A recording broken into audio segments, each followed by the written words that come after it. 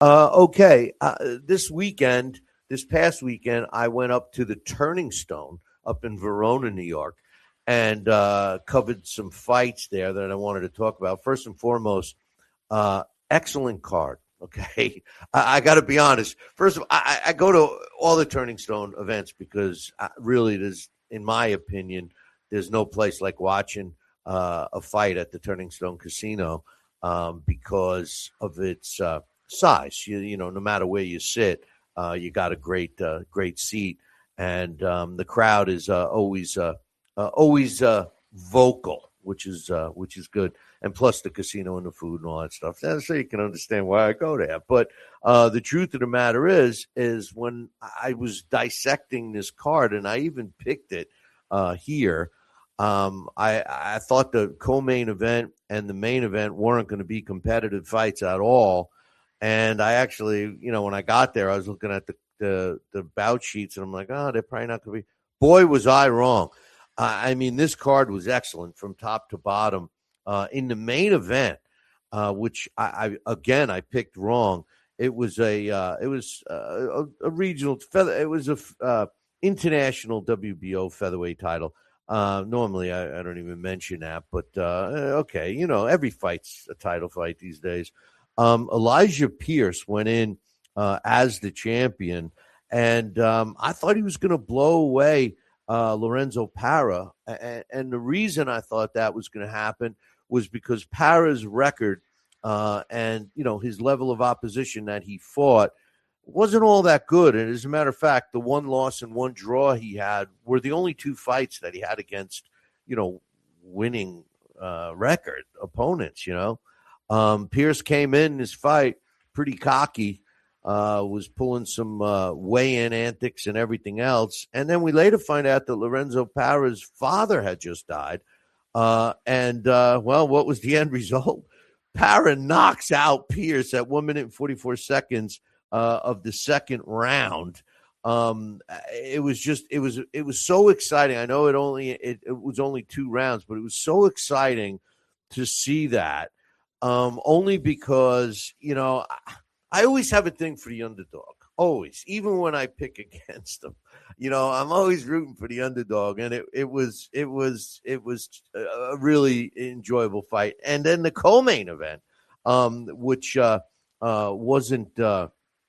wasn't supposed to go that long as well.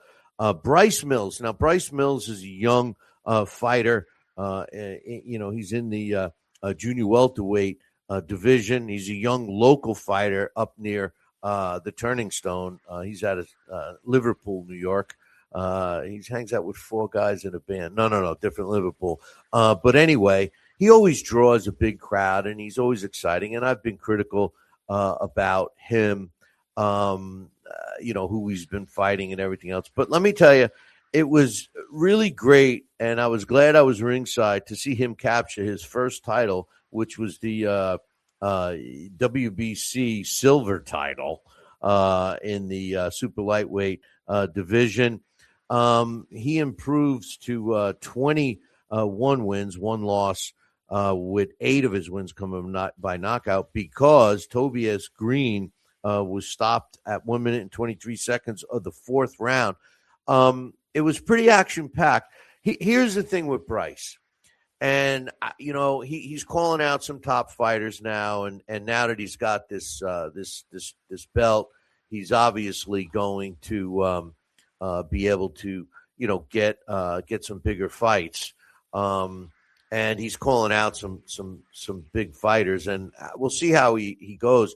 But let me tell you, his style is very crowd pleasing. He's an all-action fighter. He's in phenomenal shape. If you look at this kid, especially I'm watching him ringside, and he's weighing in at 140 pounds. It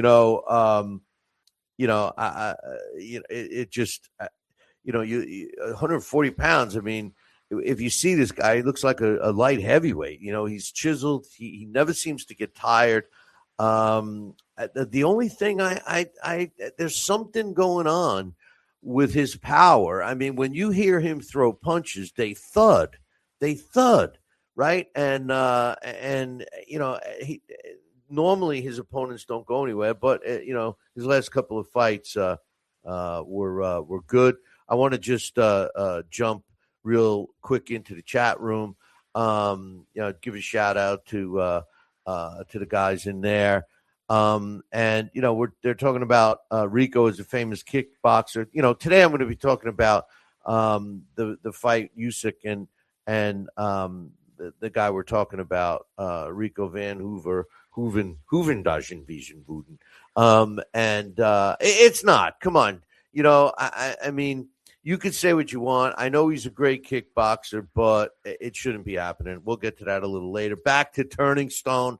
And then there were some other fights as well. Kermel Motan, who's he's a young kid.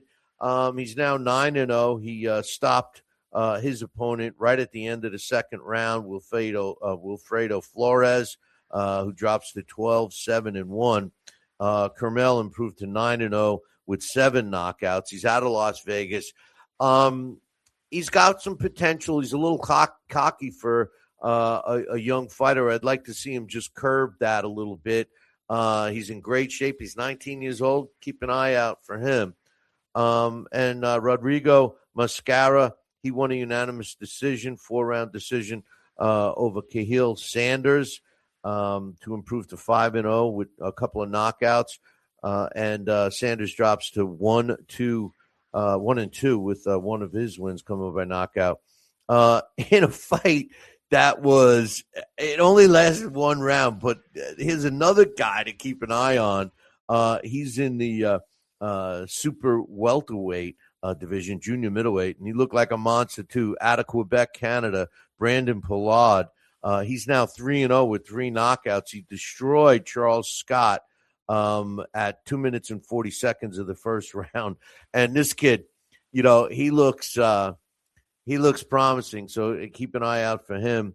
And the show started off with 3 female fights. The first one, Katrina Scalzo, making her pro debut, a local fighter, taking on Michelle Cook, who's an experienced female fighter in the super lightweight division. It ended up being a split decision draw in that one. In the super flyweight division, Damiana Andrillo took a unanimous decision over Jessica Radke in another very entertaining fight. All 3 of these female fights were extremely entertaining. And the main female fight for an NABF super flyweight title, the Hawaiian, the flying Hawaiian, Shira McPatricio, won a unanimous decision over Maribel Ramirez to improve to 8-0 with 3 of her wins coming by knockout. And Ramirez drops to 15-14-4.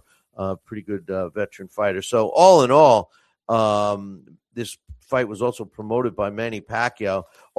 Manny Pacquiao Promotions, that is. All in all, what a great card. The next one I think they're having will be Hall of Fame weekend. So you're going to want to show up for that for sure. I know I'm going to be there. All right.